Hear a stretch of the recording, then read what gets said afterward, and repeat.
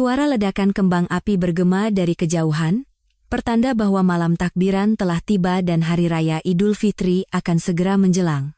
Aku mengemudikan mobil dengan perlahan di jalanan yang lengang, hatiku membuncah dengan kebahagiaan yang sulit diungkapkan dengan kata-kata. Aku sudah memberitahu suamiku, Bima, bahwa karena pekerjaan kantor yang pada tahun ini, aku mungkin baru bisa datang ke rumah mertua pada pagi hari Lebaran. Dia tampak sangat kecewa dan berpesan macam-macam kepadaku dan putri kami, tetapi itu semua hanyalah alibiku. Aku ingin memberikan kejutan untuk suami dan keluarga mertuaku. Aku ingin melihat wajah mereka yang terkejut sekaligus gembira saat aku dan putriku, Alia, muncul tepat di momen menyambut hari kemenangan. Di kursi belakang, putriku Alia tertidur lelap, kedua pipinya yang montok tampak merona. Anakku yang baru berusia 2 tahun itu begitu menggemaskan seperti malaikat. Aku memikirkan anakku, lalu memikirkan Bima, suamiku yang baik hati dan berwibawa, seorang guru, orang yang kucintai dengan tulus. Aku merasa diriku adalah wanita paling bahagia di dunia.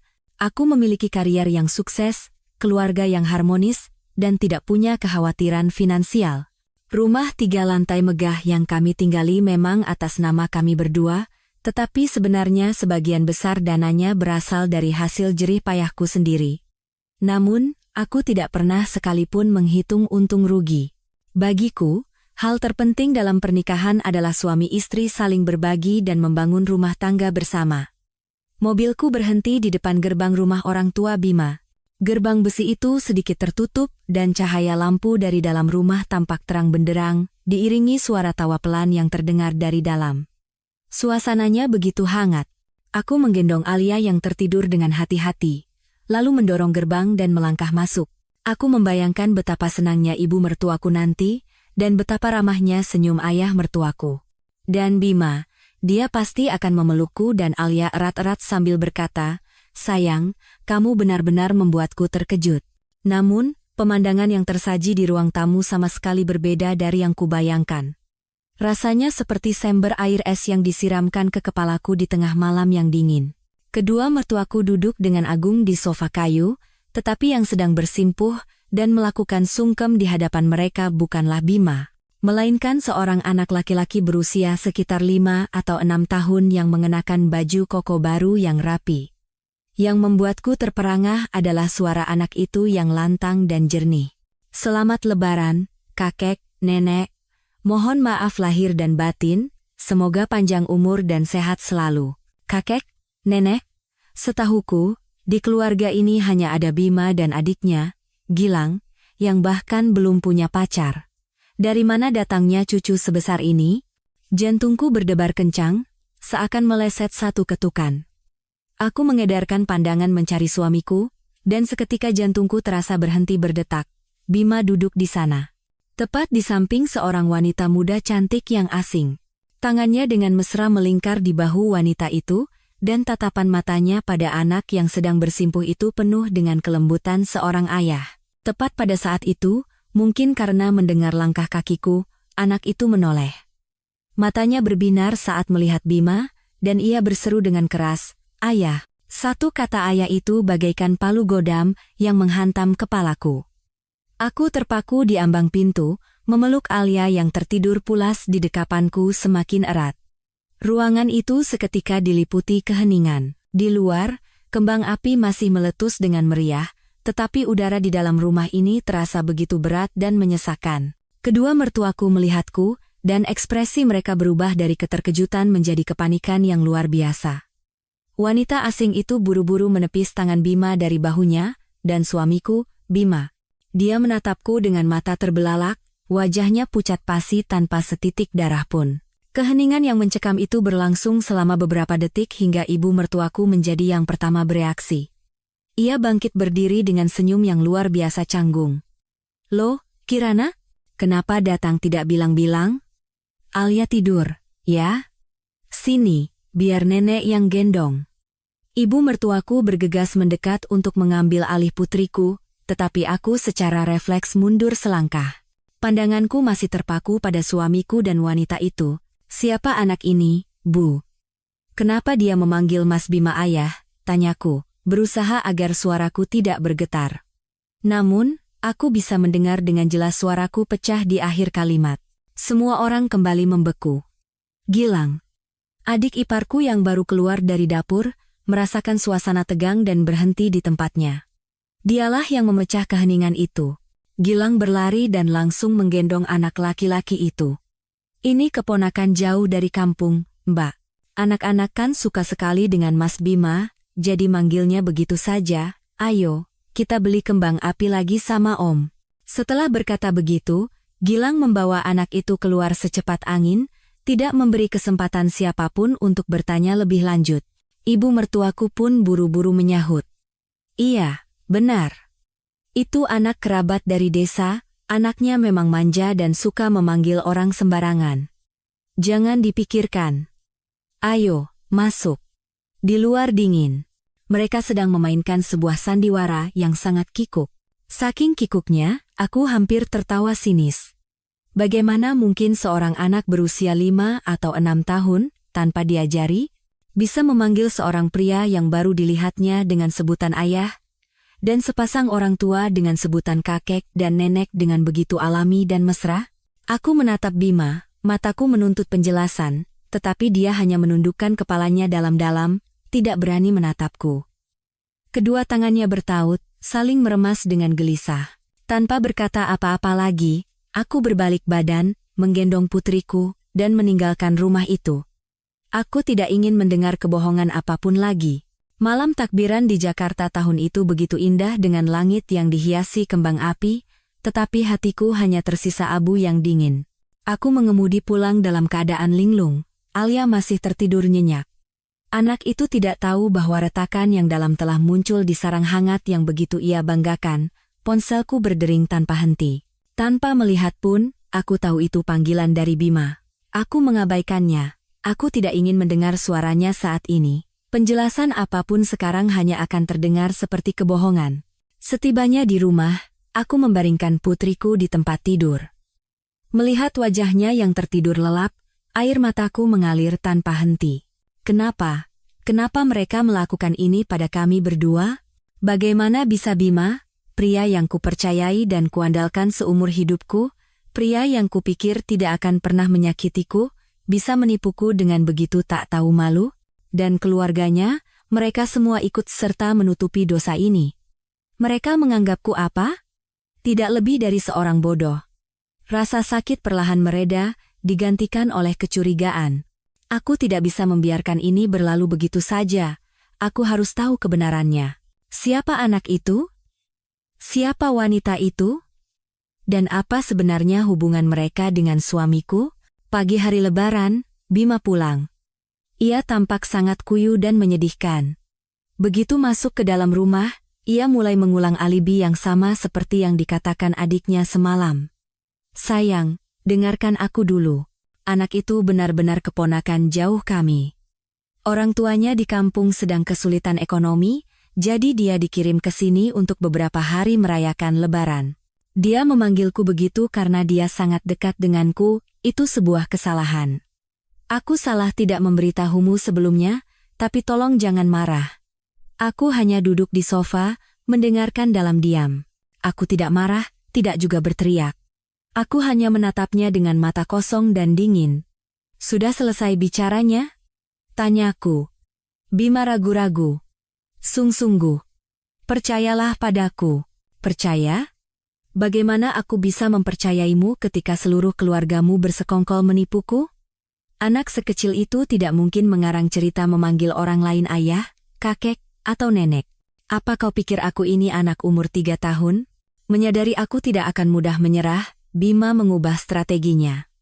Dia mendekat dan duduk di sampingku, mencoba meraih tanganku, tetapi aku menariknya. Sayang, maafkan aku. Seharusnya aku tidak menyembunyikannya. Sebenarnya anak itu memang anak sepupuku. Tapi sepupuku itu berbuat salah saat muda lalu kabur, tidak mau tahu soal anaknya. Ibu si anak hidup sangat susah, jadi orang tuaku kasihan dan kadang-kadang membiarkan mereka datang. Kami semua tidak memberitahumu karena khawatir kamu akan kepikiran. Aku bersumpah, antara aku dan wanita itu benar-benar tidak ada apa-apa. Aku bersih. Penjelasan kali ini terdengar sedikit lebih masuk akal, tetapi entah kenapa, intuisi seorang wanita mengatakan bahwa ini juga bukan kebenaran. Raut panik keluarganya semalam, cara Gilang buru-buru membawa anak itu pergi, dan yang terpenting, tatapan mata Bima saat memandang anak itu. Semua itu bukan sikap terhadap seorang keponakan jauh. Aku memutuskan untuk tidak memperbesar masalah ini untuk sementara waktu. Aku butuh lebih banyak waktu dan bukti. Aku mengangguk lelah. Baiklah, untuk saat ini aku percaya. Aku tidak mau membahas masalah ini lagi. Kedepannya, jangan sembunyikan apapun, bicaralah jujur. Bima menghela napas lega, raut wajahnya tampak gembira. Dia pasti berpikir aku sudah tenang. Dia tidak tahu. Sekali benih kecurigaan tertanam, ia akan cepat berakar, dan tidak akan pernah hilang sampai kebenaran terungkap. Setelah itu, libur Lebaran berlalu dalam suasana yang berat dan penuh kepura-puraan.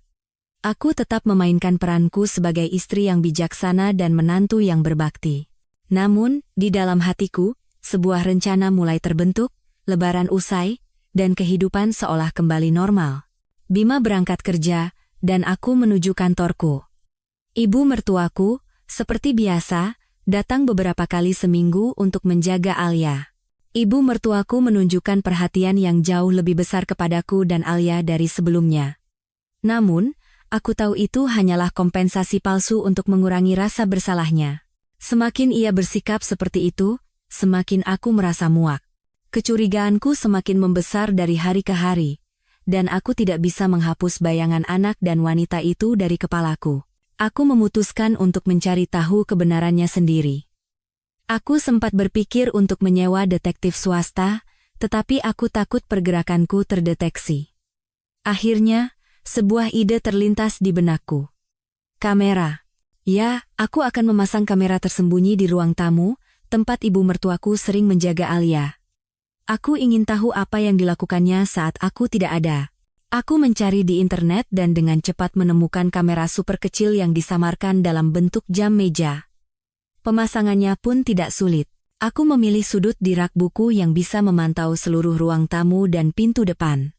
Kamera itu terhubung langsung ke ponselku, jadi aku bisa memeriksa semuanya dari jarak jauh, kapan saja dan di mana saja. Hari pertama tidak ada apa-apa. Ibu mertuaku hanya bermain dengan Alia, memberinya makan, dan menidurkannya. Aku sempat berpikir mungkin aku terlalu paranoid. Namun, pada hari ketiga, saat aku sedang rapat, ponselku mengirim notifikasi bahwa ada pergerakan terdeteksi di ruang tamu. Aku segera membuka aplikasi, dan jantungku terasa diremas. Di layar ponsel, tampak ibu mertuaku tersenyum cerah menyambut seorang tamu. Dan tamu itu tidak lain adalah wanita dan anak yang kutemui pada malam takbiran. Mereka masuk seolah-olah itu adalah rumah mereka sendiri. Ibu mertuaku dengan gembira menggendong anak itu, tampak sangat bahagia. Aduh, cucu laki-laki pertama nenek yang berharga, Dika sudah datang. Sini, nenek mau lihat. Dika. Ya, nama anak itu Dika. Dan ibu mertuaku memanggilnya cucu laki-laki pertama yang berharga. Semuanya menjadi sangat jelas. Anak itu adalah putra tersembunyi suamiku. Wanita itu adalah simpanannya. Darahku terasa dingin seketika. Mereka menjadikan rumahku, sarang putriku, sebagai tempat pertemuan mereka. Aku terus mengamati, dan apa yang terjadi selanjutnya membuatku semakin murka. Ibu mertuaku mengeluarkan kue kering dan buah-buahan yang kubeli untuk disajikan kepada ibu dan anak itu. Bahkan, ia memberikan mainan Alia kepada Dika untuk dimainkan. Alia, yang mainannya direbut, berlari ke neneknya dan merengek. Nenek, itu bonekaku. Ibu mertuaku menepis tangan Alia dan mengerutkan kening. Kenapa kamu pelit sekali? Adikmu kan masih kecil, biarkan dia main sebentar, memangnya kenapa? Dika, melihat neneknya membelanya, menjadi semakin angkuh. Anak itu mendorong Alia hingga jatuh. Tidak hanya itu, ia merebut boneka dan melemparkannya ke arah Alia sambil mengucapkan kalimat yang membuatku terperangah. Pergi sana. Ini punya ayahku, bukan punyamu. Ayahku yang beli. Anak berusia 6 tahun itu berbohong tanpa berkedip. Tetapi aku tahu dia tidak sedang berbohong. dia hanya mengatakan kebenaran yang ia yakini, seperti yang telah diajarkan kepadanya. Mungkin dalam pikiran kecilnya, Bima adalah ayahnya, dan semua yang ada di rumah ini adalah milik ayahnya. Alia menangis sejadi-jadinya. Ibu mertuaku baru kelabakan menenangkan, tetapi ia lebih dulu menenangkan Dika agar cucu kesayangannya tidak marah. Aku tidak sanggup melihatnya lagi. Aku mematikan ponselku. Kedua tanganku gemetar, dan air mata mengalir di pipiku. Mereka tidak hanya menipuku, tetapi juga menyakiti putri kecilku. Ini adalah hal yang tidak akan pernah bisa kumaafkan. Dengan alasan tidak enak badan, aku izin pulang lebih awal dari rapat. Sepanjang perjalanan pulang, bayangan putriku yang terjatuh, suara tangisnya, dan kata-kata kasar anak bernama Dika itu terus terngiang di kepalaku. Api amarah berkobar di dadaku, membakar habis sisa kesabaran dan toleransiku. Saat aku tiba di rumah, wanita dan anak itu baru saja akan pergi. Ibu mertuaku sedang merapikan tempat kejadian, buru-buru membuang bungkus kue ke tempat sampah. Melihatku pulang tiba-tiba, ibu mertuaku terkejut dan tampak panik sejenak, tetapi kemudian ia berpura-pura tenang. "Kirana, tumben pulang cepat hari ini, kamu sakit?" Aku tidak menjawab. Aku melewatinya dan langsung menuju ruang tamu. Alia duduk sendirian di sudut ruangan, memeluk erat boneka yang salah satu kakinya patah, kedua matanya bengkak. Melihatku, anakku langsung menangis histeris dan berlari memeluk kakiku sambil terisak. "Ibu, dia pukul aku." Bonekaku juga direbut. Aku menggendong anakku. Jantungku sakit serasa diremas. Aku memeluknya dan menepuk-nepuk punggung kecilnya yang bergetar. Aku menatap ibu mertuaku dengan suara sedingin es. "Bu, ada apa ini sebenarnya?" Ibu mertuaku berkilah. "Aduh, bukan apa-apa. Namanya juga anak-anak, kalau main kan biasa begitu. Cuma kesenggol saja. Anak itu memang agak aktif." "Sudah ibu marahi kok, jangan dibesar-besarkan, jangan dibesar-besarkan," tanyaku sambil tertawa sinis. Putriku diintimidasi, dipukul sampai jatuh, dan mainannya dirusak oleh anak yang datang ke rumahnya sendiri, dan ibu menyuruhku untuk tidak memperbesar masalah? Anak yang ibu maksud itu siapa? Bagaimana dia bisa masuk ke rumah kami? Menyadari bahwa ia tidak bisa lagi menyembunyikannya, ibu mertuaku mulai mengubah nada bicaranya. Ia menghela napas, berpura-pura kasihan. "Itu Rina dan anaknya, yang kamu lihat waktu lebaran. Kasihan mereka, kan? Dia membesarkan anak sendirian, tidak punya sandaran. Ibu kasihan, jadi sesekali ibu panggil ke sini biar anaknya punya tempat main dan bisa makan enak. Lagi pula, anak itu kan juga membawa darah keluarga kita." "Darah keluarga kita?" Aku tertawa getir. "Jadi ibu mengakuinya? Anak itu putra Mas Bima dan cucu ibu. Tapi seluruh keluarga menipu saya. Kalian menganggap saya bodoh, ya?" Melihatku berbicara terus terang, ibu mertuaku tidak lagi berpura-pura. Ia menjawab dengan tak tahu malu. "Bukan mau menyembunyikan darimu. Hanya khawatir kamu kepikiran saja. Lagi pula semua sudah terjadi. Bima memang salah, tapi laki-laki mana yang tidak pernah berbuat khilaf sekali? Yang penting dia sudah kembali ke istri dan anaknya. Kamu sebagai istri dan menantu tertua harus lebih pemaaf. Harus bisa memaafkan. Dika itu juga cucuku, anak suamimu. Kamu tidak boleh egois dan tidak menerimanya. Dia itu anak laki-laki, penerus keluarga ini. Nanti dia yang akan mendoakan para leluhur. Penerus keluarga. Mendoakan leluhur." Setiap kata dari ibu mertuaku bagaikan belati yang menusuk jantungku. Jadi ini alasannya. Mereka membutuhkan seorang putra untuk melanjutkan garis keturunan. Putriku, Alia, tidak penting hanya karena ia seorang perempuan. Mereka siap menginjak-injak kami berdua, demi melindungi cucu laki-laki mereka. Aku tidak berkata apa-apa lagi. Perdebatan apapun dalam situasi ini tidak ada artinya. Aku menggendong Alia dan naik ke lantai 2, membanting pintu. Aku mengabaikan suara ibu mertuaku yang terdengar dari lantai bawah. Aku memandikan Alia, mengganti pakaiannya dengan yang bersih, memberinya sedikit bubur, lalu menidurkannya. Melihat bekas air mata yang belum kering di wajahnya yang seperti malaikat, hatiku hancur. Aku salah. Kesalahan terbesarku adalah terlalu percaya dan mencintai seorang pria yang tidak pantas dan sebuah keluarga yang penuh kebohongan. Aku pikir pengorbanan dan kerja kerasku akan dibalas dengan kehidupan yang bahagia. Ternyata tidak. Mereka hanya menganggapku sebagai alat untuk memenuhi egoisme dan kebutuhan mereka, sebuah mesin pencari uang. Mereka telah menyentuh putriku. Itulah batas terakhir. Aku memeluk anakku dan berbisik seolah bersumpah. Alia, putri ibu. Maafkan ibu. Maaf ibu tidak bisa melindungimu dengan lebih baik. Tapi percayalah pada ibu. Mulai sekarang, tidak akan ada seorang pun yang bisa menyakitimu lagi. Mereka yang membuat kita menangis, ibu pastikan mereka akan membayar harganya, ratusan, bahkan ribuan kali lipat. Keesokan paginya, aku menelepon sahabat terbaikku, Sinta. Sinta bukan hanya sahabatku sejak kuliah, tetapi juga mitra bisnis yang bisa kupercaya. Setelah lulus, Sinta tidak berkarier di bidang ekonomi sepertiku, melainkan memilih jalan lain. Ia membuka sebuah agensi detektif swasta. Sinta cerdas, tajam, dan bisa menjaga rahasia, sehingga bisnisnya cukup sukses. Saat ini, dialah satu-satunya orang yang bisa kupercaya untuk menceritakan segalanya.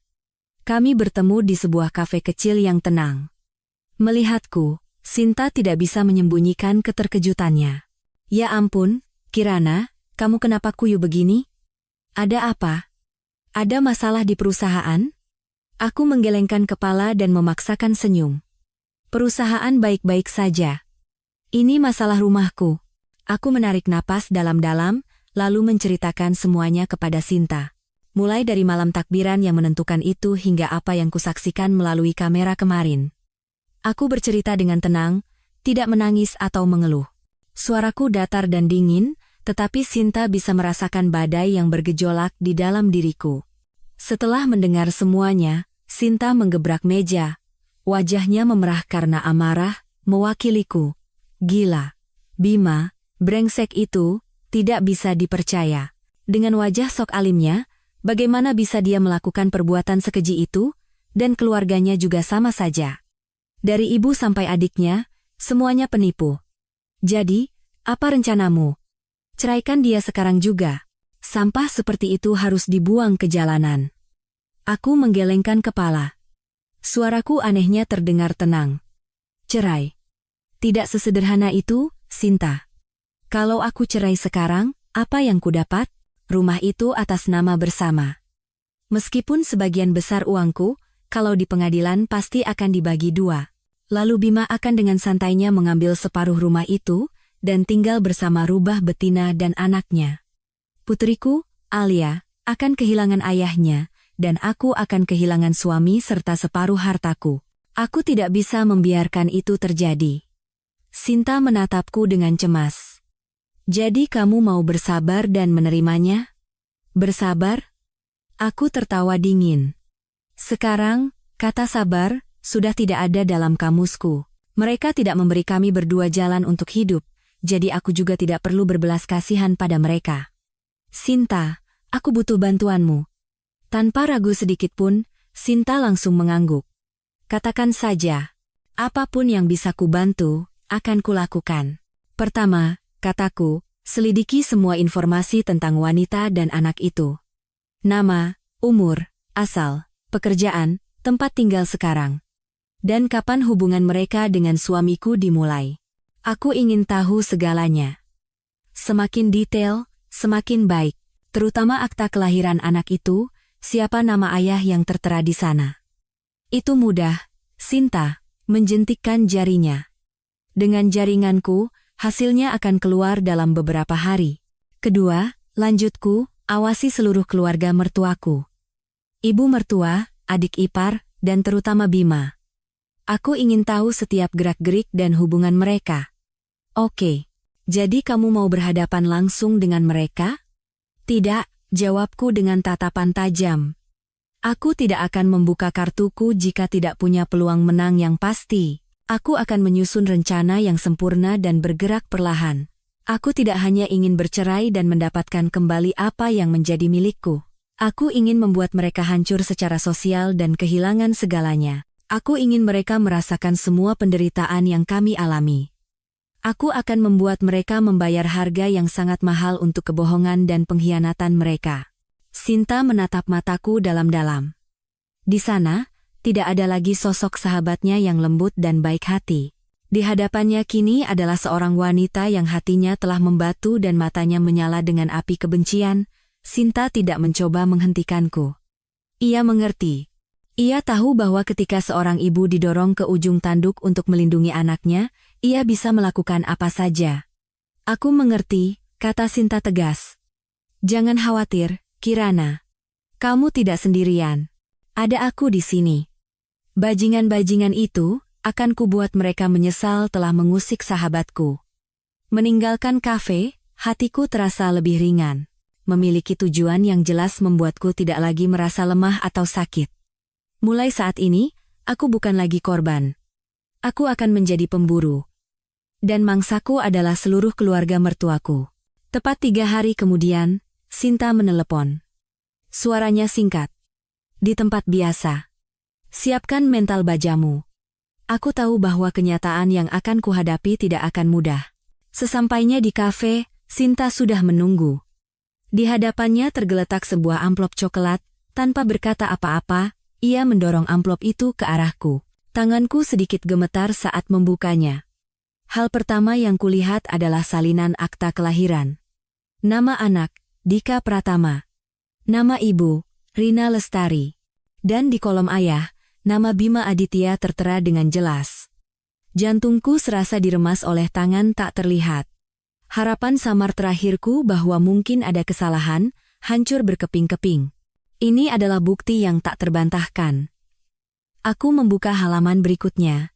Ada beberapa lembar foto yang diambil secara diam-diam. Foto pertama adalah Bima sedang membonceng Rina dan Dika di atas motor. Dika duduk di depan, memeluk leher ayahnya. Mereka tampak seperti keluarga yang sangat bahagia. Foto berikutnya, mereka berada di sebuah taman bermain. Bima menggendong Dika di pundaknya, sementara Rina dengan mesra menyeka keringat di dahinya. Dan foto terakhir, foto yang paling menyakitkan hatiku adalah foto mereka di sebuah kamar kos kecil. Bima duduk di lantai, dengan sabar mengajari Dika menulis, sementara Rina duduk di tempat tidur, memandangi ayah dan anak itu dengan tatapan penuh cinta. Aku menatap foto-foto itu lekat-lekat. Rasanya seolah-olah dalam hidupku sendiri, hanya aku yang menjadi orang asing. Suami yang tidur seranjang denganku, ayah dari putriku, ternyata memiliki keluarga lain, kehidupan lain yang sama sekali tidak kuketahui. Dia begitu pandai berakting. Sampai-sampai aku tidak pernah curiga sedikit pun. Hari-hari ketika ia bilang ada rapat di luar kota, hari-hari ketika ia bilang ada tugas dinas jauh, sebenarnya adalah untuk menemui keluarga kecilnya itu. Gaji guru yang katanya pas-pasan itu, ternyata digunakan untuk menafkahi mereka. Sinta menyodorkan segelas air putih. Kamu baik-baik saja? Aku menggeleng. Aku sama sekali tidak baik-baik saja, tapi aku tidak menangis. Saat ini, air mata adalah hal yang paling mewah dan tidak berguna. Aku menarik napas dalam-dalam dan membuka dokumen-dokumen berikutnya. Sinta telah menyelidiki dengan sangat teliti. Rina Lestari, 26 tahun, berasal dari sebuah kota kecil. Saat ini bekerja sebagai pramuniaga di sebuah butik. Dia dan Bima pertama kali bertemu saat Bima membawa murid-muridnya studi tour. Mereka telah menjalin hubungan selama hampir 7 tahun. 7 tahun. Itu berarti Bima mulai mengkhianatiku tidak lama setelah kami menikah, atau bahkan mungkin sebelumnya. Dika tahun ini berusia 6 tahun. Sebelum aku melahirkan Alia, dia sudah memiliki anak lain. Kebenaran yang kejam terpampang di depan mataku. Dingin dan tanpa ampun. Cinta, kepercayaan, kenangan indah bersama Bima. Sekarang semua itu hanyalah sebuah komedi yang menggelikan. Dia tidak hanya menipuku, tetapi juga menginjak-injak cinta dan pengorbananku. Lihat ini, Sinta menunjuk salah satu bagian laporan. Bima setiap bulan mentransfer uang sebesar 5 juta rupiah ke Rina dan anaknya. Dengan gaji guru, itu tidak mungkin. Sudah pasti dia menggelapkan uangmu untuk menghidupi selingkuhannya. Aku mengepalkan kedua tanganku. Benar. Bima terkadang meminta uang kepadaku. kadang untuk membeli buku ajar, kadang untuk membantu murid berprestasi, kadang juga untuk memberi uang saku pada orang tuanya. Aku pikir itu adalah tanggung jawabku, jadi aku tidak pernah menolaknya. Ternyata, dengan tanganku sendiri, aku telah memberikan uang hasil jerih payahku kepada simpanan dan anak haram suamiku. Bodoh. Sungguh bodoh. Aku menutup amplop itu dan memasukkannya kembali ke dalam tas dengan hati-hati. Tidak ada emosi yang terbaca di wajahku. Sinta menatapku dengan cemas. Kirana, jangan berpikir untuk melakukan hal-hal bodoh. Aku menatapnya dan untuk pertama kalinya setelah berhari-hari, aku tersenyum. Senyum yang dingin. Bukan hal bodoh, Sinta. Aku sekarang sangat sadar. Lebih sadar dari sebelumnya. Terima kasih. Dokumen ini lebih berharga dari emas. Sekarang, permainan yang sesungguhnya akan dimulai. Malam itu aku tidak langsung pulang. Aku menitipkan Alia di rumah orang tuaku, berbohong bahwa ada pekerjaan mendesak di kantor dan harus lembur. Aku butuh ruang yang tenang untuk menata segalanya dan merencanakan langkah selanjutnya. Aku duduk sendirian di kantor. Di luar, kota sudah gemerlap dengan lampu-lampu. Kerlip cahaya dari gedung-gedung pencakar langit tidak menghangatkan hatiku, malah membuatku merasa semakin kesepian. Aku membuka kembali amplop dari Sinta, memeriksa setiap foto, membaca setiap kata. Rasa sakit itu masih ada, tetapi tidak lagi bisa menghancurkanku. Ia telah berubah menjadi kekuatan lain, kebencian yang dingin dan tekad sekeras baja. Aku tidak akan membiarkan orang-orang yang telah memberikan penderitaan ini kepada kami hidup dengan nyaman. Tak lama kemudian, Sinta datang ke kantor. Di tangannya ada 2 kotak makan dan sebotol anggur. Aku tahu kamu tidak akan makan apa-apa, katanya, balas dendam juga butuh tenaga. Kami duduk dalam diam. Hanya suara gelas anggur yang sesekali beradu. Akhirnya, aku yang pertama membuka suara. Sinta, aku sudah memutuskan. Aku tidak akan langsung menceraikannya. Aku tahu, jawab Sinta. Kamu sudah bilang. Tapi secara spesifik, apa rencanamu? Jangan bertindak emosional. Harus ada rencana yang jelas. 1 langkah salah saja, yang rugi adalah kamu dan Alia. Perkataan Sinta benar, aku tidak bisa terburu-buru. Keluarga mertuaku seperti tumor ganas. Untuk menghilangkannya, perlu operasi yang hati-hati. Harus dipotong satu persatu hingga tidak ada yang tersisa. Tujuanku sangat jelas, kataku tegas. Pertama, harta. Aku harus mendapatkan kembali rumah itu. Itu adalah darah dan keringatku. Aku tidak akan membiarkannya jatuh ke tangan wanita itu. Kedua, kehormatan dan karier Bima. Aku ingin dia hancur secara sosial, dicemooh oleh rekan-rekannya, dan menjadi begitu hina hingga tidak ada yang mau melihatnya. Ketiga, persatuan munafik keluarga mereka. Aku ingin mereka saling menyerang dan merasakan bagaimana rasanya dikhianati oleh orang terdekat. Sinta mengangguk. Rencananya sangat memuaskan. Tapi bagaimana cara melaksanakannya? Sekalipun mereka sampah, mereka tetap keluarga dan akan saling melindungi. Maka kita harus menghancurkannya dari dalam, jawabku. Setiap pohon pasti punya cabang busuk yang paling mudah patah. Dalam keluarga Bima, kelemahan itu adalah Gilang, adik iparku, dan keserakahan ibu mertuaku. Aku mulai menganalisis kepada Sinta. Gilang adalah pemuda malas, sombong, dan selalu iri pada kakaknya. Dia merasa orang tuanya lebih menyayangi Bima dan aku, sebagai kakak ipar, meremehkannya.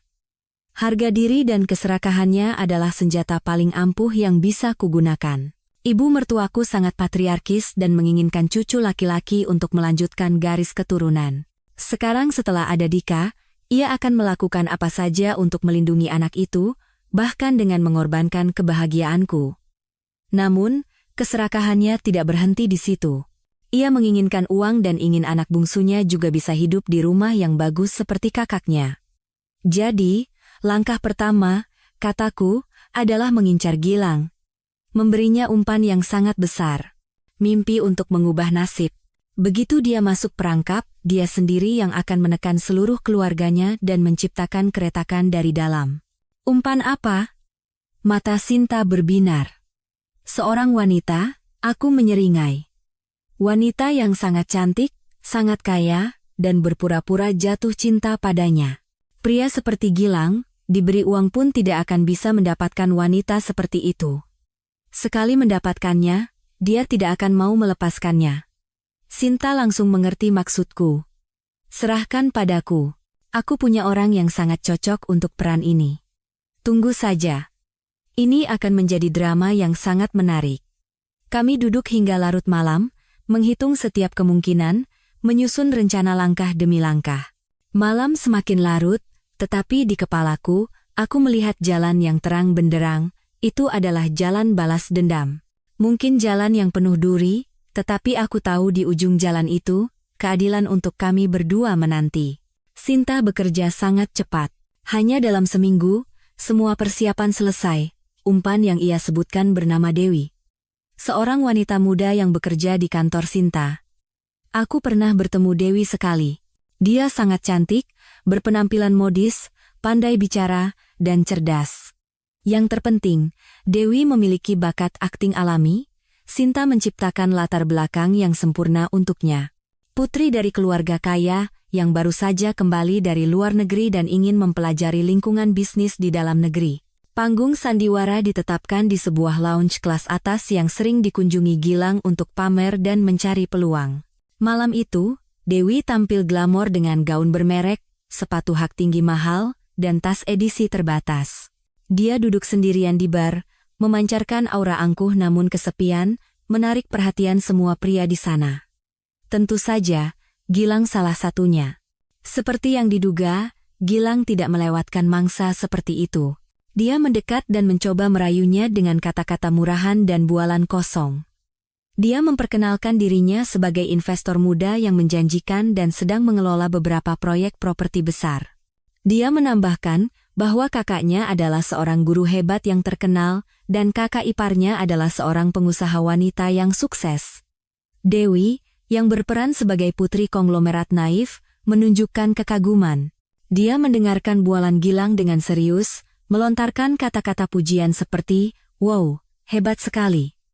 Keluarga Anda pasti sangat bangga." Harga diri Gilang melambung, dan dia menjadi semakin angkuh. Sepanjang malam, Gilang memamerkan dirinya dengan berbagai cara. Memesan anggur termahal dan memberi tip besar kepada para staf. Tentu saja, semua biaya itu sudah dilunasi secara diam-diam oleh Sinta sebelumnya. Menjelang akhir pesta, Dewi secara kebetulan lupa membawa dompetnya. Gilang, yang mabuk oleh pesona dan alkohol, tanpa ragu mengeluarkan dompetnya dan membayar tagihan yang jumlahnya fantastis. Itulah jebakan pertama. Dewi berterima kasih berulang kali dan meminta nomor telepon Gilang, mengatakan ingin mentraktirnya makan keesokan harinya sebagai ucapan terima kasih. Selama beberapa hari berikutnya, Dewi mulai melancarkan serangannya. Dia membawa Gilang ke restoran mewah dan berbelanja di mal-mal kelas atas. Setiap kali, dia dengan cerdik membuat Gilang yang membayar. Dengan alasan seperti, kartuku tiba-tiba tidak bisa digunakan, atau aku lupa bawa uang tunai, Gilang, didorong oleh kesombongan dan keinginan untuk memenangkan hati wanita cantik, setiap kali mengertakkan gigi dan membayar. Untuk membuat sandiwara lebih meyakinkan, Sinta menyewakan mobil mewah untuk Dewi. Dewi mengendarai mobil itu untuk menjemput Gilang, memperkenalkannya sebagai mobil keluarga, dan berjanji, kalau kita berjodoh, Papa pasti akan membelikan mobil yang lebih bagus untukmu. Gilang serasa berada dalam mimpi. Dia benar-benar percaya telah menemukan tambang emas, dan hidupnya akan segera memasuki babak baru. Dia tidak pernah menyangka bahwa dia hanyalah boneka dalam sandiwara yang disutradarai olehku dan Sinta. Dan harga dari mimpi indah yang fana ini akan jauh lebih mahal dari yang ia bayangkan. Gilang menelan umpan manis itu dengan bodohnya. Jebakan asmara itu bekerja lebih cepat dari yang kuduga. Gilang benar-benar tergila-gila pada pacar kayanya dan menghabiskan uang seperti air untuk membuatnya terkesan. Pakaiannya berganti menjadi merek desainer, jam tangannya mahal, dan ponselnya model terbaru. Tabungannya yang tidak seberapa cepat ludes. Ketika uangnya habis, ia mulai meminta kepada orang tuanya di rumah.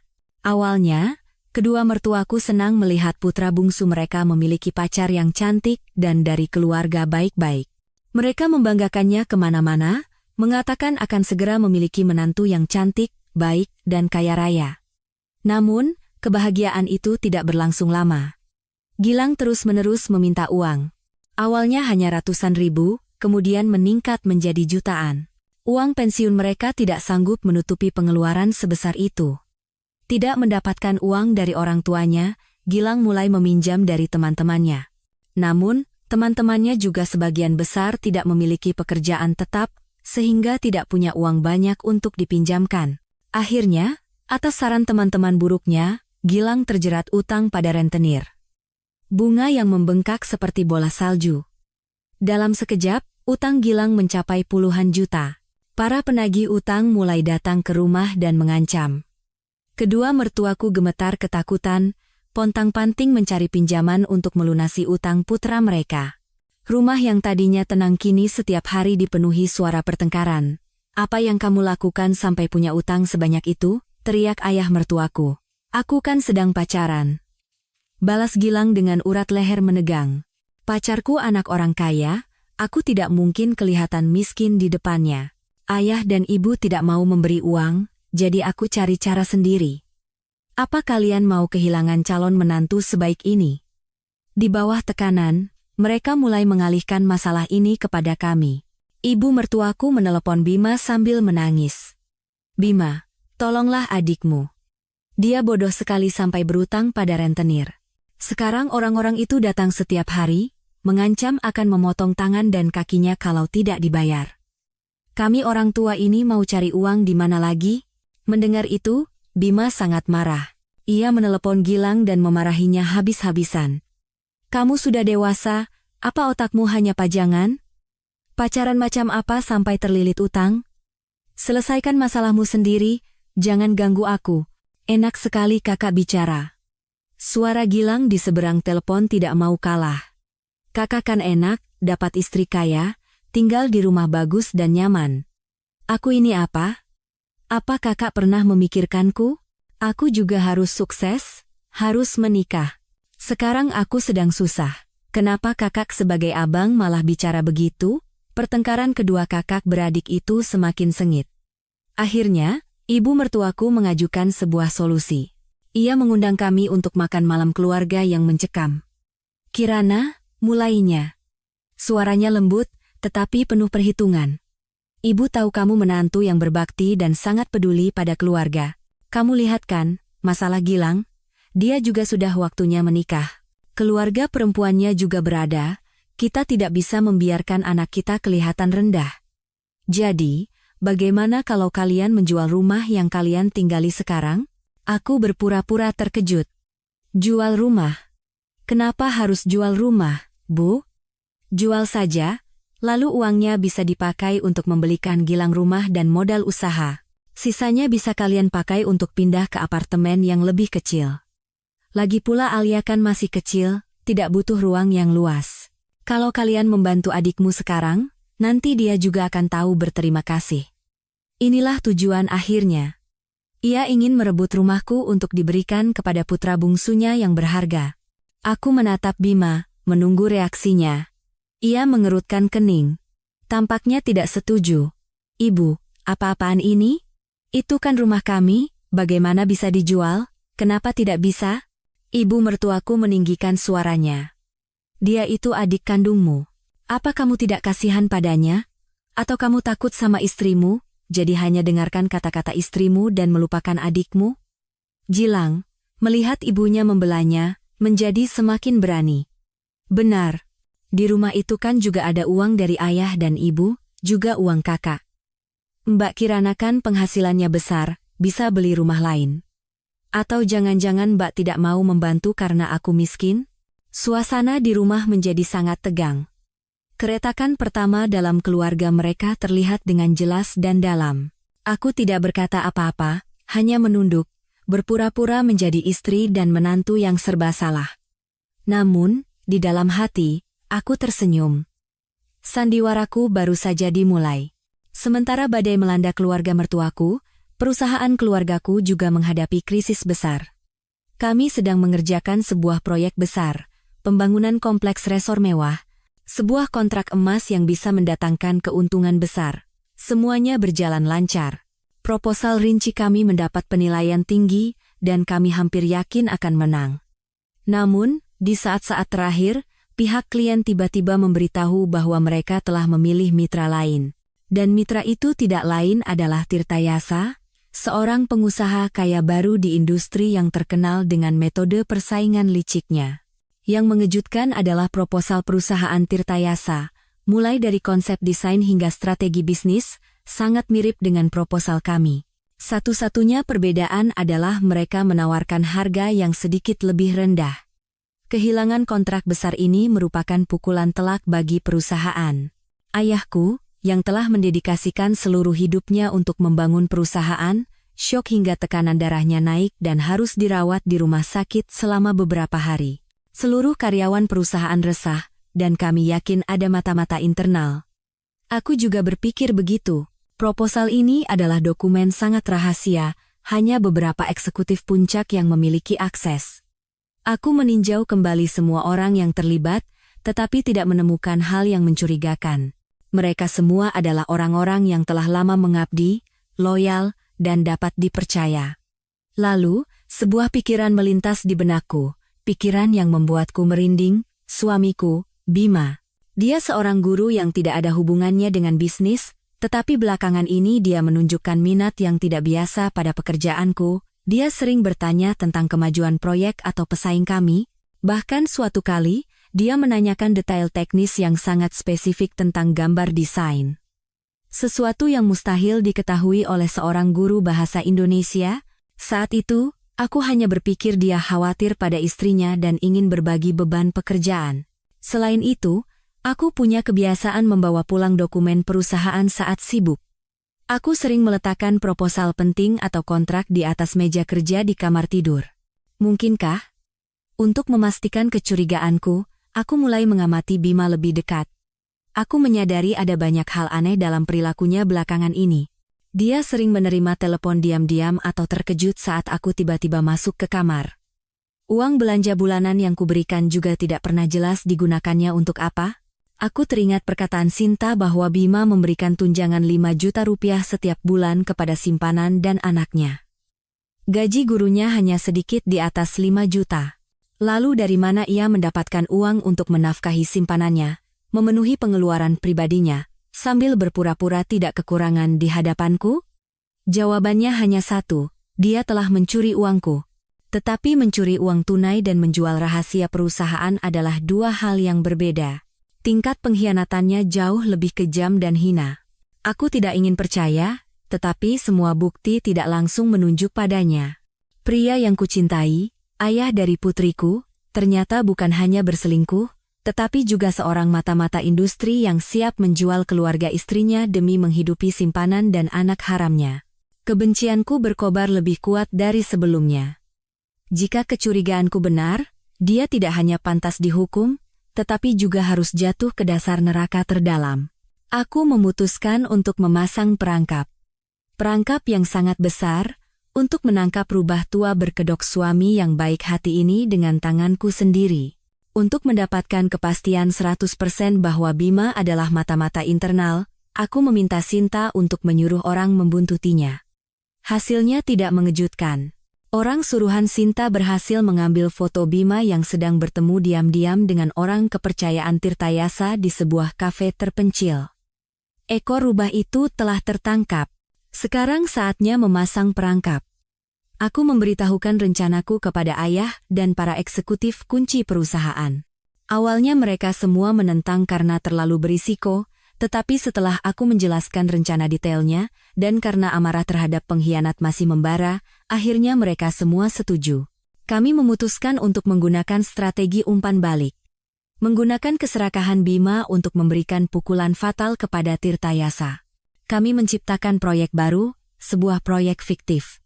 Rencana pembangunan pabrik bahan bangunan canggih, bidang yang juga sedang diincar oleh Tirtayasa.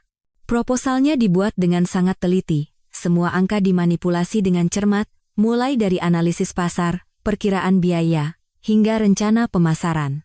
Dari luar, Proyek ini tampak seperti proyek super menguntungkan yang menjamin keuntungan luar biasa, seperti angsa yang bertelur emas. Namun, di dalamnya ada jebakan mematikan. Semua teknologi yang disebutkan dalam proposal belum teruji, biaya peralatan mesin digelembungkan beberapa kali lipat dari harga sebenarnya, dan pemasok bahan baku yang kami sebutkan sebenarnya tidak ada. Siapapun yang bodoh berinvestasi dalam proyek ini akan kehilangan segalanya, tanpa sisa sepeser pun. Umpan sudah siap, tinggal menunggu ikan memakannya. Aku mulai berakting. Aku sengaja membawa pulang tumpukan dokumen tebal proyek fiktif itu. Aku berpura-pura sangat sibuk dan stres, sering bekerja hingga larut malam, dan terus-menerus menggumamkan angka-angka dan kesempatan emas untuk mengubah nasib. Aku bahkan berpura-pura menelepon mitra, berbicara dengan suara keras tentang keuntungan fantastis dan kerahasiaan mutlak proyek ini. Bima, seperti yang diduga, tidak tinggal diam. Dia mendekat, berpura-pura khawatir, dan bertanya, "Kamu terlihat sangat lelah akhir-akhir ini. Proyek apa sih yang begitu penting?" Aku menghela napas, berpura-pura lelah. "Kamu tidak perlu tahu. Ini menyangkut hidup mati seluruh perusahaan kita. Kalau berhasil, perusahaan akan benar-benar berubah, tapi tekanannya sangat besar. Pesaingnya banyak, dan kalau ada sedikit saja celah, kita bisa kehilangan segalanya." Kata-kataku adalah undangan yang menggodanya. Aku tahu aku telah menekan tombol yang tepat. Malam itu, aku berpura-pura tidur nyenyak. Sekitar tengah malam, aku merasakan seseorang bangkit dari tempat tidur dengan pelan. Di bawah cahaya lampu tidur yang remang-remang, aku membuka mata sedikit. Aku melihat Bima mengendap-endap ke meja kerjaku. Dia dengan hati-hati membuka tas kerjaku dan memotret dokumen lembar demi lembar dengan ponselnya. Tangannya gemetar karena takut dan gembira. Aku tetap berbaring diam. Jantungku berdebar kencang. Bukan karena takut, tetapi karena benci. Pria yang telah kucintai selama bertahun-tahun itu, tanpa ragu sedikit pun, sedang menjualku dan keluargaku. Setelah selesai memotret, ia dengan hati-hati merapikan semuanya seperti semula dan pergi ke balkon untuk menelepon seseorang.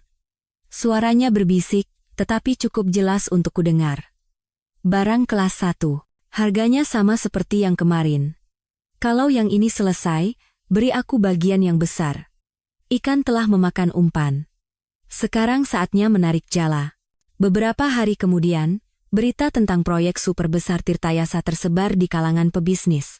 Dia mengumpulkan dana besar-besaran, dan mengadakan konferensi pers megah, menyatakan akan merevolusi industri bahan bangunan. Dia tidak pernah menyangka bahwa apa yang sedang ia bangga-banggakan adalah kuburan uang yang telah kugali untuknya. Bima tidak bisa menyembunyikan kegembiraannya. Ia menerima sejumlah besar uang sebagai imbalan atas informasi yang ia jual. Ia membelikanku tas bermerek, mengatakan itu adalah hadiah ulang tahun pernikahan. Aku menerimanya sambil tersenyum, tetapi di dalam hati aku hanya merasa jijik. Ia bahkan memberikan segepok uang kepada Gilang sambil menyombongkan diri. "Lihat kan?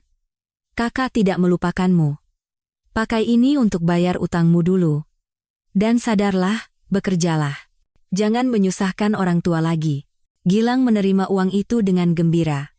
Konflik antara kedua kakak beradik itu untuk sementara mereda berkat uang kotor itu. Bima pasti merasa seperti seorang pahlawan. Ia punya uang untuk menafkahi simpanannya dan menyelesaikan masalah di rumah. Namun, kebahagiaan mereka tidak berlangsung lama. Sebulan kemudian, proyek Tirtayasa mulai runtuh. Mesin yang diimpor tidak berfungsi, pemasok bahan baku tidak ada, dan para mitra satu persatu menarik dana mereka. Tirtayasa, yang tadinya sombong setinggi langit, dalam sekejap jatuh ke jurang. Terlilit utang miliaran rupiah. Ia dengan panik mencari tahu penyebabnya, dan tidak butuh waktu lama baginya untuk menyadari bahwa ia telah ditipu. Ia tahu bahwa orang yang menjual informasi kepadanya adalah Bima. Amarah seorang penjahat yang tertipu lebih menakutkan dari apapun. Ia tidak melapor ke polisi atau mengajukan gugatan. Ia punya caranya sendiri. Hari itu, Bima sedang mengajar di kelas. Tiba-tiba pintu kelas dibuka dengan kasar. Tirtayasa masuk, memimpin sekelompok preman bertato dengan wajah sangar. Di tengah keterkejutan para siswa, Mereka menyeret Bima dari mimbar seperti binatang. Pak, apa yang kalian lakukan? Teriak para siswa ketakutan. Guru kalian ini punya utang padaku. Aku datang untuk menagihnya. Geram Tirtayasa, lalu memerintahkan anak buahnya. Bawa bajingan ini ke lapangan. Mereka menghajar Bima di tengah lapangan sekolah, di depan semua guru dan siswa, hingga nyaris mati. Mereka tidak menggunakan senjata, hanya tinju dan kaki, tetapi setiap serangan diarahkan ke titik vital. Bima hanya bisa menutupi kepalanya, berteriak kesakitan dan menahan malu. Setelah puas melampiaskan amarah, Tirtayasa melemparkan selembar kertas dan pulpen ke wajah Bima. Dengar baik-baik. Gara-gara kau, aku rugi miliaran. Anggap saja aku sial. Tapi uang yang kubayar untuk informasi itu harus kau kembalikan. Tanda tangani surat utang ini, senilai 5 miliar. Kalau tidak, jangan harap bisa keluar dari sini hidup-hidup. Dengan wajah berlumuran darah, Bima menandatangani surat utang itu dengan gemetar, menahan malu yang luar biasa. Kehormatannya sebagai seorang guru, karier yang telah ia bangun dengan susah payah, semuanya menjadi abu dalam sekejap sore itu. Kabar bahwa guru Bima didatangi preman dan dihajar di sekolah karena utang menyebar dengan cepat. Pihak sekolah segera menonaktifkan Bima dari tugas mengajar dan memulai penyelidikan. Namanya masuk daftar hitam, dan kehidupannya sebagai seorang guru telah berakhir. Itu baru hukuman pertama yang harus ia terima. Setelah insiden di sekolah, Bima benar-benar hancur. Ia mengurung diri di kamar sepanjang hari, tidak berani bertemu siapapun. Namun, tragedi tidak berhenti di situ. Ibu mertuaku, setelah tahu putra sulungnya dihajar dan terlilit utang 5 miliar, kembali menyanyikan lagu lamanya, "Kita harus jual rumah." Hanya dengan menjual rumah kita bisa melunasi utang Bima dan membiayai pernikahan Gilang. Kali ini ia berhasil mengajak serta ayah mertuaku. Ayah mertua yang biasanya pendiam dan lembut, akhirnya mengangguk karena khawatir pada putranya. Tekanan dari seluruh keluarga menimpaku. Aku tahu giliranku telah tiba. Setelah beberapa hari diam dan bersabar, aku berpura-pura lelah dan pasrah. Saat makan malam, aku menghela napas dan berkata, aku juga sudah sangat lelah. Rumah ini terus-menerus ribut karena uang. Ayah, ibu, dan kalian berdua, jika sudah memutuskan begitu, aku hanya bisa menurut, asalkan keluarga bisa tenang. Mendengar itu, wajah ibu mertuaku dan Gilang berseri-seri. Mereka tidak menyangka aku akan setuju semudah ini. Mereka pikir aku telah menyerah pada tekanan mereka. Bima hanya diam, menunduk menatap mangkuk nasinya. Dia tahu dia telah kehilangan semua hak untuk berbicara di rumah ini. Aku segera menghubungi Sinta. Sudah saatnya kakakmu muncul. Sinta tertawa di seberang telepon. Jangan khawatir. Semua sudah siap. Kakak Sinta, Hendra, adalah seorang pengusaha sukses dengan perawakan tegap dan penampilan yang dapat dipercaya. Aku memperkenalkan Hendra kepada keluarga mertuaku sebagai mantan mitra bisnis yang sedang mencari rumah. Dengan alasan kenalan, Hendra menawarkan untuk membeli rumah dengan harga sedikit di atas harga pasar. Ibu mertuaku dan Gilang matanya berbinar mendengar harganya. Mereka mendesakku untuk segera memprosesnya, takut pembeli berubah pikiran. Mereka sama sekali tidak tahu bahwa uang yang digunakan untuk membeli rumah itu sebenarnya adalah uangku yang ditransfer melalui rekening Hendra. Pada hari penandatanganan akta jual beli, ibu mertuaku dan Gilang bersikeras ikut, khawatir aku akan berbuat macam-macam. Mereka meneliti setiap angka di surat perjanjian, dan baru menghela napas lega setelah memastikan uang telah ditransfer ke rekening bersama kami. Nah, sudah selesai, kata ibu mertuaku dengan nada kemenangan. Uang ini biar ibu yang pegang sementara untuk mengurus semuanya. Untuk bayar utang Bima, sisanya untuk beli rumah Gilang. Aku hanya tersenyum tipis, biarlah mereka bergembira. Dia tidak tahu bahwa aset terbesarnya, rumah itu, sudah aman di tanganku. Dan uang yang ada di rekening itu pun, aku punya cara untuk mengambilnya kembali, bahkan lebih. Sandiwara ini masih menyisakan babak puncaknya. Pada hari kami pergi ke kantor pertanahan untuk menyelesaikan prosedur akhir penjualan rumah, terjadi sesuatu yang tidak terduga. Saat sedang duduk menunggu giliran, mataku tak sengaja tertuju pada setumpuk dokumen yang tergeletak di meja seorang staf di dekatku. Sebuah nama yang kukenal tertulis di sana, Bima Aditya. Jantungku berdebar kencang. Aku berpura-pura menjatuhkan pulpen, lalu membungkuk untuk mengambilnya sambil mengamati dokumen itu lebih dekat.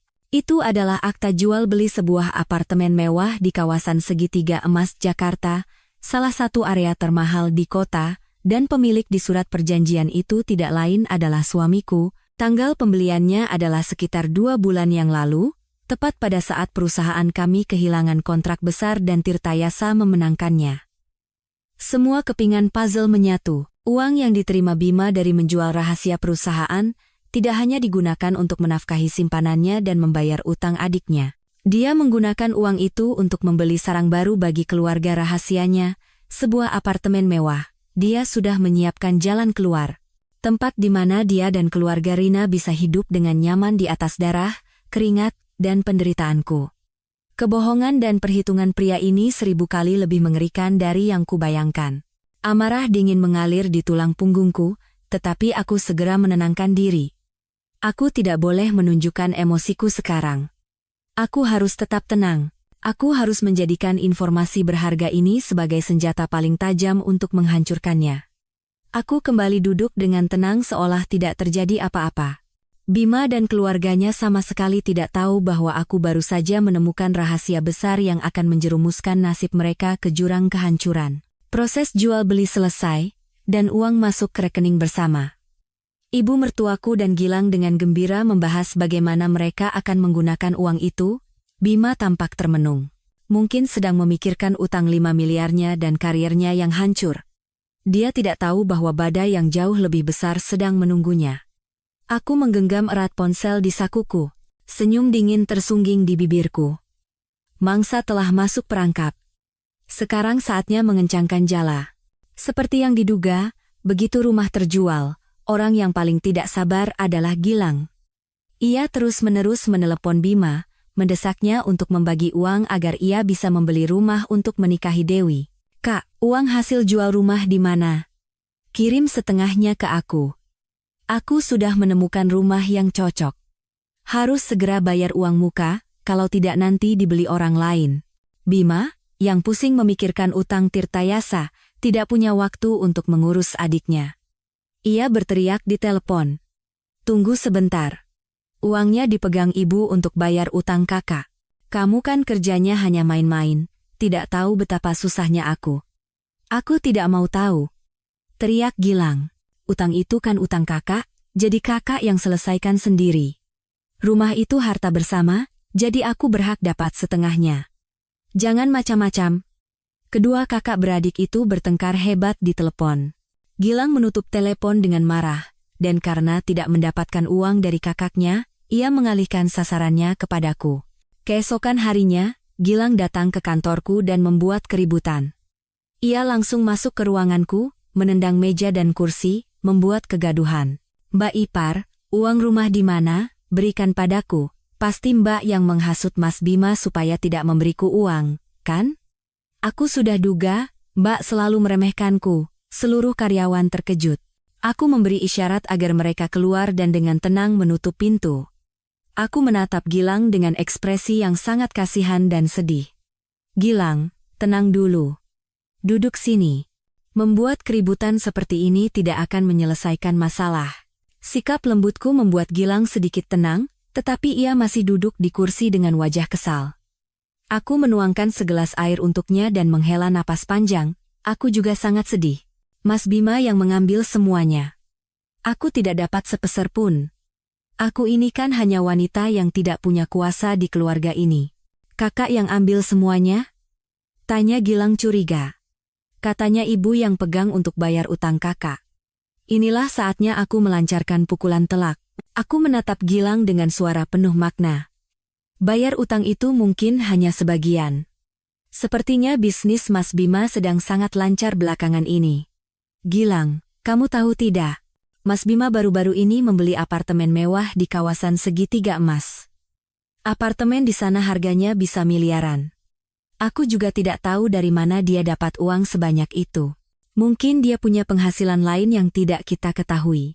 Aku berbicara seolah-olah tidak sengaja membocorkan rahasia.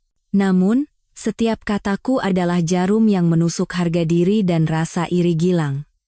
Mata Gilang membelalak, wajahnya berubah dari terkejut menjadi marah, dan akhirnya pucat pasi.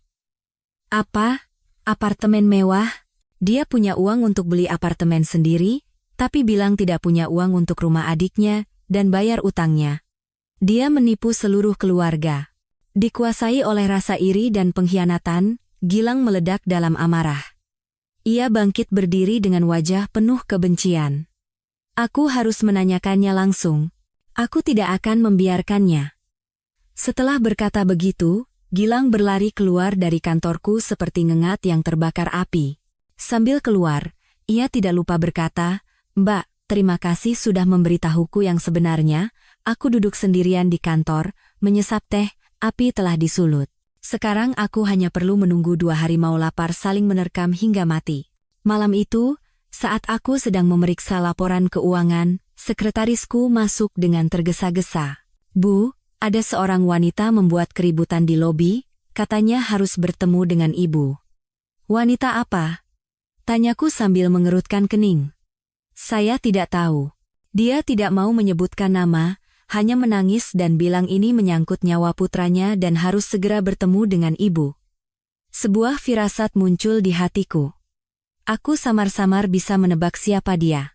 Aku berkata pada sekretarisku, "Suruh dia naik." Beberapa menit kemudian, pintu kantorku terbuka. Simpanan suamiku, Rina Lestari, masuk seperti angin, mengabaikan larangan sekretarisku. Penampilannya sangat menyedihkan. Rambutnya acak-acakan, pakaiannya kusut, dan wajahnya yang cantik bengkak karena air mata dan panik. Begitu melihatku, ia langsung berlutut di kakiku. "Ibu, tolong. Tolong selamatkan putra saya. Tolong selamatkan Dika." Aku duduk diam di kursi, menatap dingin wanita yang memohon kepadaku. Aku memberi isyarat pada sekretarisku untuk keluar dan menutup pintu. "Bangun. Kalau ada yang ingin dibicarakan, bicaralah dengan tenang." "Kenapa aku harus menyelamatkan putramu?" Suaraku begitu tenang hingga aku sendiri terkejut.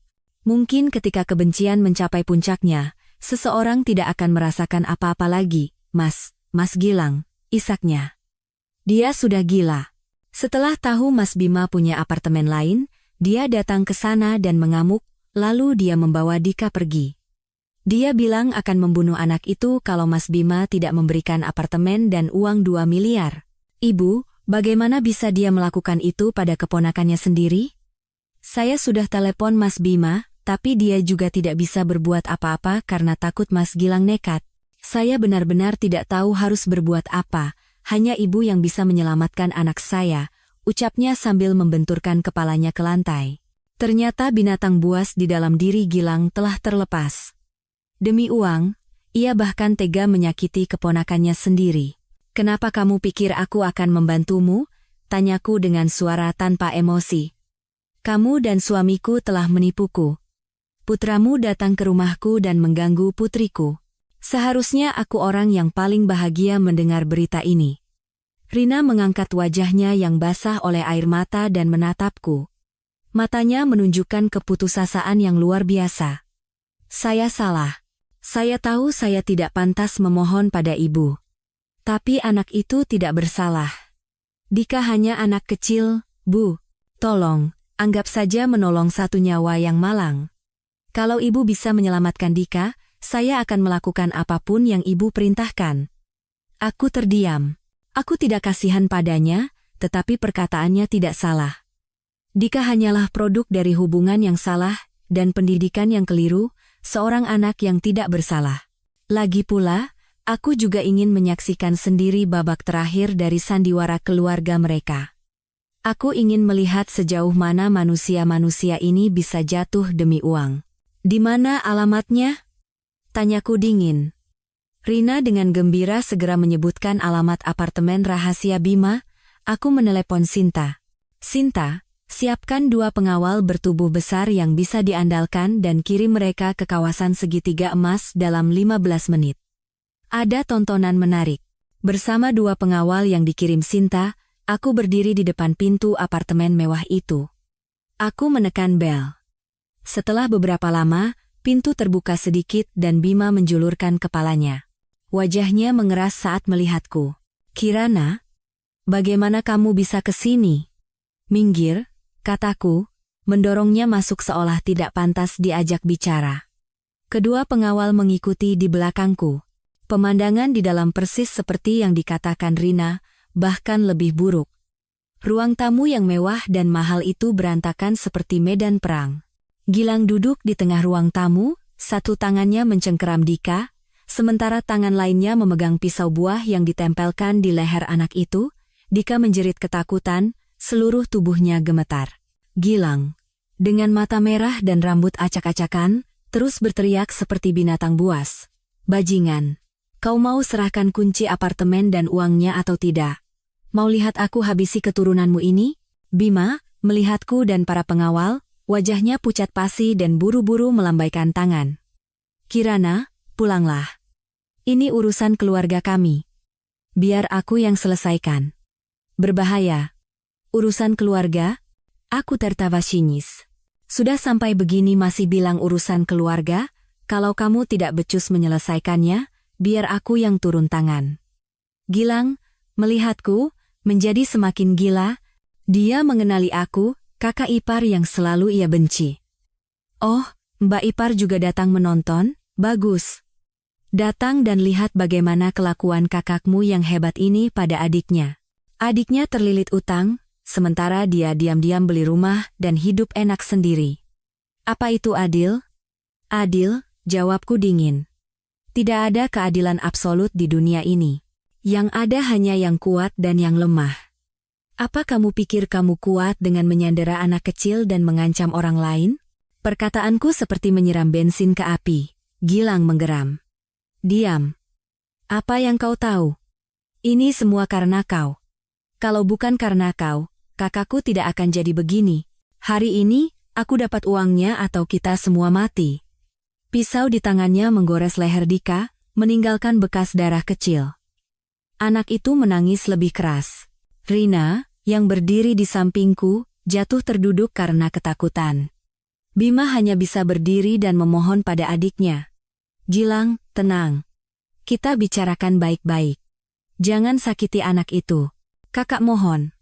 Tidak ada yang perlu dibicarakan lagi," teriak Gilang. "Serahkan uang 2 miliar dan surat apartemennya sekarang." Aku hanya berdiri melipat tangan, mengamati dalam diam. Kegilaan Gilang, ketidakberdayaan Bima, keputusasaan Rina. Aku menyaksikan kehancuran sebuah keluarga yang dilandasi oleh keserakahan dan egoisme. Aku sama sekali tidak berniat ikut campur. Aku hanya ingin melihat sampai di mana batas mereka. Situasi tegang berlangsung lama, dan Gilang semakin kehilangan kesabaran. Bima hanya bisa pasrah melihat putranya dalam bahaya.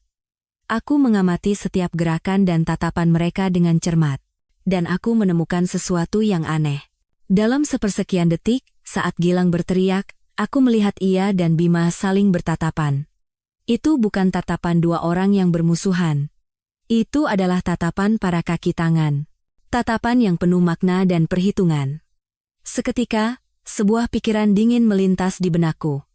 Sandiwara. Semua ini adalah sandiwara murahan yang dirancang oleh kedua kakak beradik itu. Gilang menyandera, dan Bima berperan sebagai ayah yang malang. Rina yang bodoh tertipu karena khawatir pada putranya dan berlari meminta bantuanku. Apa tujuan akhir mereka? Uang. Mereka tahu aku punya uang. Mereka melancarkan sandiwara tragis ini untuk memeras uang dariku. Mereka berpikir aku akan tergerak oleh rasa kemanusiaan untuk menyelamatkan anak itu dan memberikan uang yang mereka inginkan, rencana yang sungguh hina dan kotor. Setelah menyadari siapa mereka sebenarnya, tidak ada lagi alasan bagiku untuk berada di sini. Aku memberi isyarat kepada para pengawal dan berbalik badan. "Kita pergi. Biarkan mereka menyelesaikan urusan keluarga mereka sendiri." Melihatku hendak pergi, Bima dan Gilang sama-sama panik. Rencana mereka tidak berjalan sesuai harapan. Bima yang pertama bereaksi. Dia menerjangku. Wajahnya yang tadinya lembut kini berubah menjadi buas dan mengerikan. "Jangan pergi. Ini semua karena kau. Kalau bukan kau yang menghasut, tidak akan jadi begini. Kau harus bertanggung jawab. Ia mengulurkan tangan untuk menyerangku, tetapi sebelum menyentuh tubuhku, salah satu pengawal dengan sigap menahan tinju Bima dengan satu tangan dan mendorong dadanya dengan kuat. Bima terhuyung dan jatuh ke belakang. Gilang, melihat kakaknya diserang, kehilangan akal sehatnya. Ia melepaskan Dika dan mengayunkan pisaunya ke arah pengawal. Siapa yang berani memukul kakakku? Semuanya terjadi begitu cepat. Pengawal itu dengan mudah menghindari ayunan pisau Gilang. Di tengah kekacauan, Bima, yang baru saja bangkit, melihat adiknya menyerang dengan pisau dan berlari untuk menghentikannya. Gilang, jangan. Gilang, yang berlari dengan mata merah, tidak bisa mengendalikan gerakannya saat Bima tiba-tiba memeluknya. Ia mengayunkan lengannya dengan liar, dan pisau buah yang tajam itu menusuk dalam ke perut Bima. Dengan suara tubuh Bima menegang. Ia menatap adiknya dengan mata terbelalak, lalu perlahan ambruk. Darah yang mengalir dari lukanya membasahi kemejanya menjadi merah. Pada saat yang sama, Dika, yang ditinggal sendirian, mundur ketakutan, tersandung kursi yang terbalik, dan jatuh. Kepalanya terbentur keras ke lantai marmer. Dengan suara buk yang tumpul, anak itu tidak bergerak lagi. Ruangan itu diliputi keheningan maut. Gilang membeku di tempatnya. Pisau di tangannya jatuh ke lantai dengan suara tring. Ia menatap bergantian antara kakaknya yang tergeletak di genangan darah dan keponakannya yang terbaring tak bergerak di lantai. Wajahnya pucat pasi. Sandiwara itu berakhir dengan akhir yang tragis, yang bahkan tidak diperkirakan oleh sutradaranya sendiri. Aku menelepon ambulans dan polisi. Ketika mereka tiba, tempat kejadian masih dipenuhi kekacauan dan tragedi. Sebagai satu-satunya orang luar yang waras, aku dengan tenang memberikan kesaksian tentang semua yang terjadi. Akhir tragis yang menimpa keluarga Bima adalah lonceng kematian yang tak terhindarkan. Gilang langsung ditangkap di tempat. Awalnya atas tuduhan penganiayaan, tetapi dengan adanya unsur penculikan anak dan pemerasan, ia tidak bisa menghindari hukuman berat. Mimpinya untuk mengubah nasib dengan cara pintas berakhir di balik jeruji besi. Bima dilarikan ke rumah sakit dalam kondisi kritis. Pisau Gilang merusak organ dalamnya, dan ia harus menjalani beberapa operasi besar untuk bertahan hidup. Sekalipun selamat, kesehatannya tidak akan pernah kembali seperti semula. Pada saat yang sama, berdasarkan kesaksian Tirtayasa dan bukti yang kuberikan, polisi menuntut Bima atas tuduhan spionase industri dan pembocoran rahasia perusahaan. Sekalipun keluar dari rumah sakit, persidangan dan hukuman penjara lain telah menunggunya. Karirnya hancur, kesehatannya rusak, dan keluarganya tercerai-berai. Itulah harga yang harus ia bayar. Dan Dika, nasib anak itu lebih tragis. Kecelakaan itu menyebabkan kerusakan parah pada tulang belakangnya. Dokter mengatakan, sekalipun nyawanya terselamatkan, kedua kakinya akan lumpuh permanen. Cucu laki-laki yang begitu didambakan oleh ibu mertuaku, anak yang lahir dari kebohongan, kini harus menghabiskan sisa hidupnya di kursi roda. Kabar buruk yang datang bertubi-tubi membuat ibu mertuaku nyaris gila. Putra sulungnya sekarat, putra bungsunya di penjara, dan cucu kesayangannya cacat seumur hidup. Guncangan yang terlalu besar membuatnya hampir kehilangan akal sehat. Pukulan terakhir datang ketika Tirtayasa dan anak buahnya datang ke rumah untuk menagih utang 5 miliar Bima. Pria-pria bertato sangar, makian dan ancaman mereka, serta kesedihan yang tak tertahankan, akhirnya memutus saraf kewarasannya. Ia mulai berteriak dan berbicara ngawur. Kepada setiap orang yang ditemuinya, ia memanggil, Dika, cucu laki-lakiku. Akhirnya, keluarga terpaksa memasukkannya ke rumah sakit jiwa. Rina Lestari, setelah mengetahui putranya cacat dan kekasihnya hancur, menghilang begitu saja. Ia pergi tanpa sepatah kata pun dan tidak pernah sekalipun menjenguk putranya di rumah sakit. Mungkin baginya, setelah sumber uangnya hilang dan beban yang harus ditanggung terlalu besar, melarikan diri adalah pilihan terbaik. Sebuah keluarga yang penuh dengan keserakahan, egoisme, dan kebohongan, telah menghancurkan diri mereka sendiri, dan menyeberangi jembatan yang tidak akan pernah bisa mereka lewati kembali. Setelah itu, semua urusan berjalan cepat. Aku mengajukan gugatan cerai. Dengan semua yang telah terjadi, Bima tidak bisa membantah apapun. Pengadilan mengabulkan perceraian kami, dan hak asuh Alia tentu saja jatuh ke tanganku. Apartemen rahasia di kawasan Segitiga Emas, meskipun atas nama Bima, adalah properti yang dibeli dengan dana ilegal. Aku menggunakan koneksiku untuk menjual rumah itu secara legal. Aku tidak mengambil sepeser pun dari uang itu. Aku membuat 2 rekening. Satu digunakan untuk membayar penuh biaya operasi dan perawatan Bima, dan yang lainnya untuk biaya perawatan dan rehabilitasi Dika di masa depan. Bukan karena kasihan. Itu adalah tindakan kemanusiaan terakhir yang kuberikan kepada mereka untuk memutuskan semua ikatan buruk dan mendapatkan kedamaian di hatiku.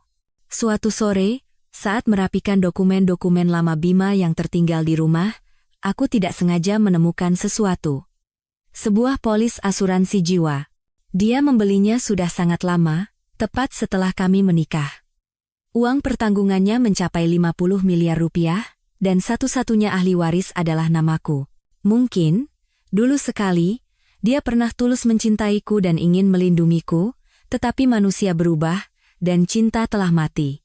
Menyimpan selembar kertas ini tidak lagi ada artinya. Aku membawanya ke balkon dan menyalakannya dengan api. Aku menyaksikan huruf-huruf itu perlahan menjadi abu, api kecil yang menyala lalu padam, seperti pernikahanku.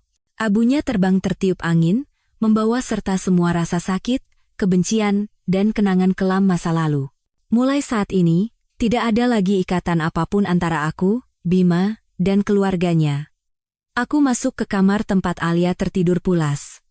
Aku membungkuk dan mengecup kening putriku yang suci dan menggemaskan. Akhirnya, kami berdua bisa memulai hidup baru. Kehidupan yang damai dan penuh sinar matahari, hanya untuk kami berdua, masa lalu telah ditutup.